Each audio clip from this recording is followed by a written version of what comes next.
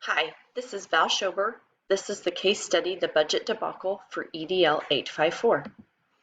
To summarize the facts, this takes place at Briardale Elementary, which funds within the budget are allocated to be used only for the budget skills curriculum. Therefore, they established a foundation to provide money for the supplementary curriculum programs. The foundation is parent-led, and it is in the history that the competition between the elementary schools as to who raises the most money. They currently have a new foundation president who wanted to raise the most money that had ever been raised, so he decided to do a raffle. Unfortunately, it was illegal and he was arrested. So you look at the legal and ethical issues of this case study. Obviously, the raffle was illegal. He was arrested. Mr. Barley was arrested and convicted of a misdemeanor and placed on probation for his role in the raffle for cash event. According to Kansas law, a nonprofit organization can conduct a raffle for cash event. There are some rules that they have to follow for that. But most importantly, if they gross more than $25,000, they have to apply for a license through the Kansas Department of Revenue. There are other state and local and federal laws that must be followed when looking at having a fundraiser. Some of the things that we learned in this class is one thing to think about is negligence, making sure that you're keeping kids and adults safe throughout the fundraiser. One example of this would be to have signed permission slips for different activities, making sure that you don't violate any constitutional violations such as First Amendment rights and freedom of speech and discrimination. And those were just some few of the examples. Looking at the ethical issues for this case is that you wonder if all schools are getting the same opportunities and money because there's so much competition between the schools, and that Mr. Barley's tend to have a little bit more personal gain from this fundraiser and the raffle and being the president versus just solely for the school. And did they follow the fundraising policy that is set for the school, or is there a fundraising policy? So those are some of the legal and ethical issues to look at. To synthesize, I found that the president of the Briardale Foundation was arrested for the raffle for cash fundraising event. So now we need to figure out what to do next. So to look at the facts, the people that were involved, the principal, which is Carl Santos, he was the principal of Briardale Elementary. The foundation president, Mr. Barley, which was a Harvard graduate, Mr. Morley, who was a former fraternity brother of Mr. Barley, and they had a history of some competition. Teachers in the school district, which was stated that most of the teachers have been teaching in the school district for most of their careers. There's few resignations or transfers to other school districts. The community supported the school and bought raffle tickets, and then the local sheriff department who was tipped off and then arrested Mr. Barley. The place, it happened at Briardale Elementary, which has 600 students, K through 5th grade. It is one of 6 elementary schools in the district. It also serves as the town's community meeting center. In the district, there are 2 elementary schools and 1 high school.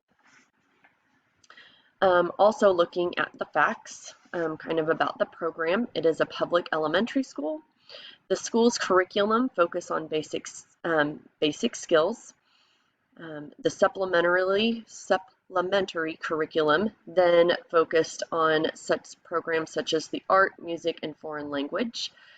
The superintendent decided that he kind of controls the funds and wants to support the curriculum programs, which are then put in place by what he would like to budget in each school's budget.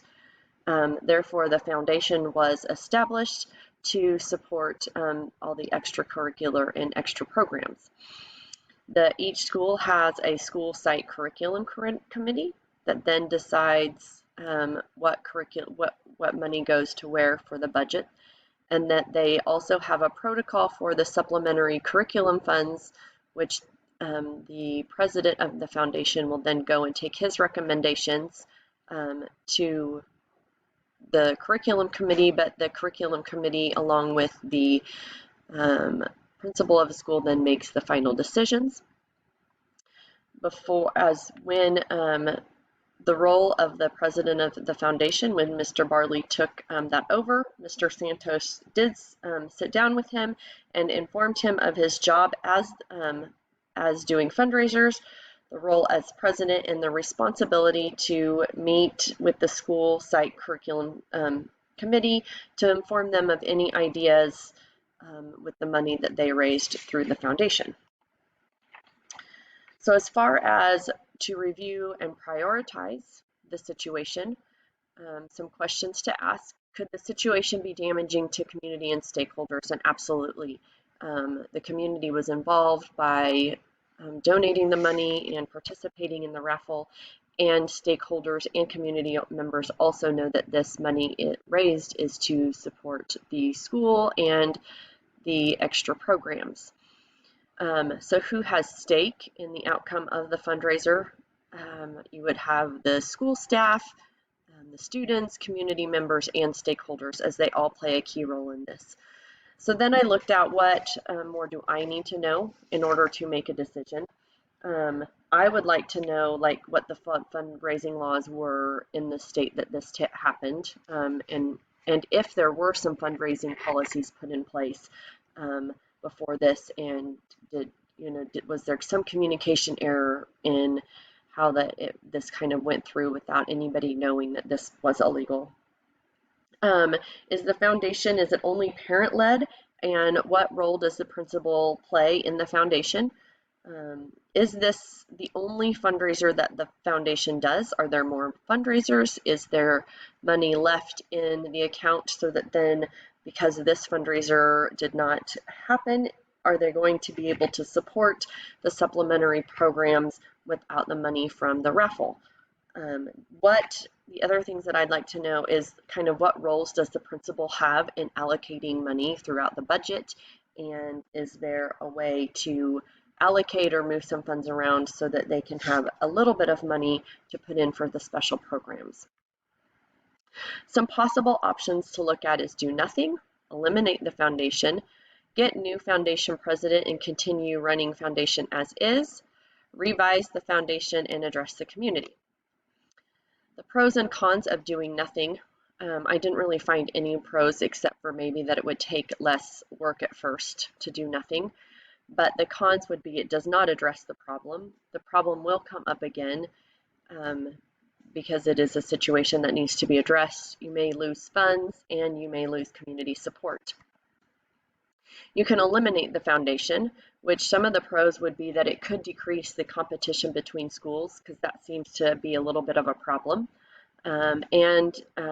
Schools and parents would need to come together, be creative on figuring out how to raise funds for supplementary curriculum, or what can be done to assist the school with that. Cons would be they would need to then find another way to raise funds for that supplemental curriculum. They may lose additional funds, and then they'd have to figure out what to do with that. They may have less parent involvement with the school if they don't have a foundation, and the school budget would then need to be revised if the community stakeholders and the school personnel feel like those programs and activities still need to be within the curriculum. The other option would be get a new foundation president and continue running the foundation as is. Pros of that is less work to create something new. You continue with the parent-ran foundation, and the foundation has been successful for many years. It didn't say anything about having any issues with this foundation until now. The cons would be that it does not address the current problem and embarrassment to the school. What are the foundation policies, and why was it missed that this was illegal, of course? Who is involved with the parent, with the foundation? What kind of roles does the parent play? What does the school play? That was kind of not addressed, and it needs to be addressed with the foundation, and that it would need to have more administrative approval and involvement than it currently does. Revise the foundation and address the community. The pros would be this would be an opportunity to create bylaws and policies for the foundation and create fundraising policy to include administrative approval. You would have community awareness that the mistake was made and change will occur, and the community, parent, and school will support. You would have support to create a new foundation, as they knew that something happened and something else needs to happen to fix that. The cons is this will take time and effort. It will not happen overnight, may increase time from school staff to participate, and it may create more work for administration and site principal. So looking at those options, I think the best option is to revise the foundation and to address the community. I think that there were a lot of missing factors with the foundation and some loopholes that created that could be done to then so that this does not happen again. The community and stakeholders would be involved in this and consulted. Communication is important and relationships are important. So it sounds like all of that was in place before this, and so you want to kind of continue that. Policies and procedures would then be created for the foundation and for the fundraising, and the supplemental curriculum would still be supported. So how to implement my decision? The first thing I would do as the principal is, and I think that is the principal's responsibility, is to address the community and stakeholders, whether this is through a newsletter or just publicly addressing, having a time that they can publicly address the situation and the actions that will take place. And of course, with that, you would want to discuss your future plans so that this would not happen again. Create a committee to establish new foundation bylaws, policies, and procedures to include auditing. I don't think that the site principal can do this all on his own or her own. I think you would have to delegate a leadership team to create all of this, which could also include community members, stakeholders, parents, and school staff. I think you would need all of that. Then to decide who is on the foundation and who should be the chair of the foundation. Do you want more parents? Do you want more school to be staff to participate? And who should be the chair? Should a school staff person be the chair or should a parent be the chair? So those would be some things to decide. Of course, after you get all of this taken care of, you would want to get approval from the superintendent and the school board to move forward. Once you do that, you put the plan in place and the new foundation was created. Thank you, and this is my case study for